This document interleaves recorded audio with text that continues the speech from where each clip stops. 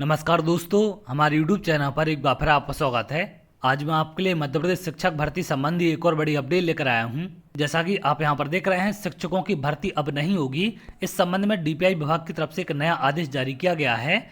अगर आप यहां देखें, शिक्षकों की कमी दूर करने का नया तरीका, तो अब प्रदेश में शिक्षकों की कमी किस प्रकार से दूर की जाएगी। मिडिल स्कूल के टीचर पढ़ाएंगे हाई स्कूल के विद्यार्थियों को भी, तो इस प्रकार से यहाँ पर एक नया तरीका विभाग की तरफ से खोजा गया है। अगर आप आगे देखें, सरकारी स्कूलों में हो रही शिक्षकों की कमी शिक्षा विभाग अतिथि शिक्षक और दूसरे शिक्षकों की भर्ती किए बिना जुगाड़ से दूर करेगा। यानी कि ना तो अब अतिथि शिक्षक की भर्ती होगी और ना ही दूसरे शिक्षकों की भर्ती की जाएगी। अब यहाँ पर एक नया जुगाड़ विभाग की तरफ से बनाया गया है।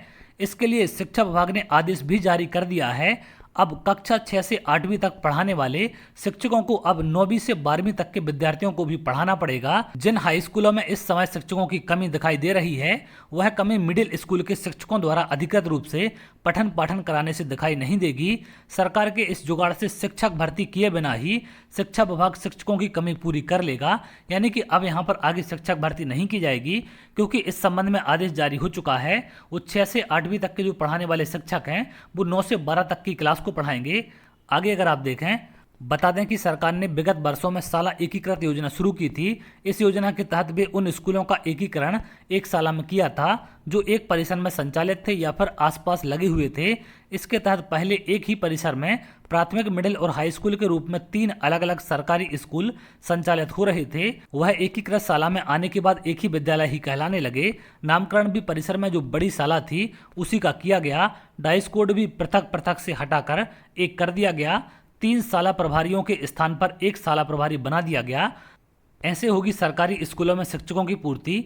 लोक शिक्षण संचालनालय ने जो आदेश दिया है, उसके तहत एकीकृत विद्यालयों में कार्यरत समस्त शिक्षकों द्वारा कक्षा 6 से 10वीं तक की कक्षाएं का समान रूप से अध्यापन कराया जाएगा। इसमें 9वीं से 10वीं तक पढ़ाने वाले शिक्षक 6वीं से 8वीं तक वाले स्कूलों में शिक्षकों की कमी होने पर छोटी क्लास को भी पढ़ाएंगे।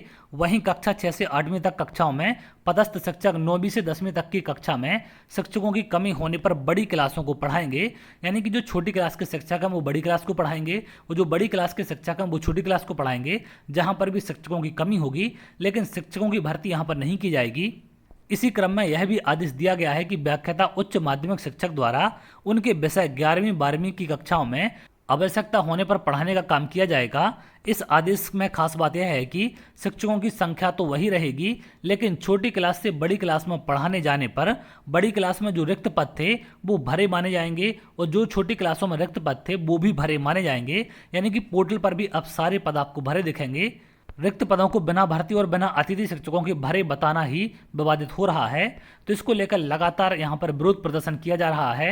जुगाड़ के विरोध में लामबंद हो रही शिक्षक संगठन, यह कवायद तो लगभग पूरी हो गई है, लेकिन एकीकृत शाला होने के बाद प्राथमिक स्कूलों में पदस्थ शिक्षक प्राथमिक स्कूलों को पढ़ाते रहे और मिडिल स्कूलों में पदस्थ शिक्षक मिडिल स्कूल को पढ़ाते रहे।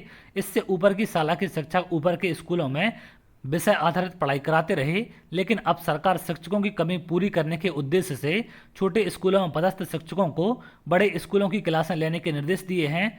इन निर्देशों से छोटे स्कूलों में शिक्षक को बड़े स्कूल की क्लास लेने के निर्देश तो दे दिए, लेकिन छोटे स्कूल की क्लास खाली होने पर अतिरिक्त व्यवस्था के निर्देश नहीं है। इससे शिक्षकों की तो कमी होगी, लेकिन रिकॉर्ड में दिखेगा नहीं शिक्षा में सरकार का यह जुगाड़ सफल होगा या नहीं। अलबत्ता शिक्षक संगठन इस जुगाड़ के विरोध में जरूर लामबंद हो गए हैं। तो इस व्यवस्था का लगातार शिक्षक संगठनों के द्वारा विरोध किया जा रहा है, क्योंकि जो खाली पद हैं उन पर नए शिक्षकों की भर्ती होनी चाहिए, लेकिन विभाग उनको जुगाड़ के तहत भरने की कोशिश में लगा हुआ है। तो चलिए आगे देखते हैं, जो भी अपडेट निकलकर सामने आएगी मैं आपको जरूर शेयर करूंगा। अगर आप ऐसी जानकारी चाहते हैं तो हमारे चैनल के साथ जुड़ सकते हैं, जिससे और भी इंपॉर्टेंट अपडेट आपको मिल सके। बहुत जल्द अगले वीडियो में मिलेंगे, तब तक के लिए बहुत बहुत धन्यवाद।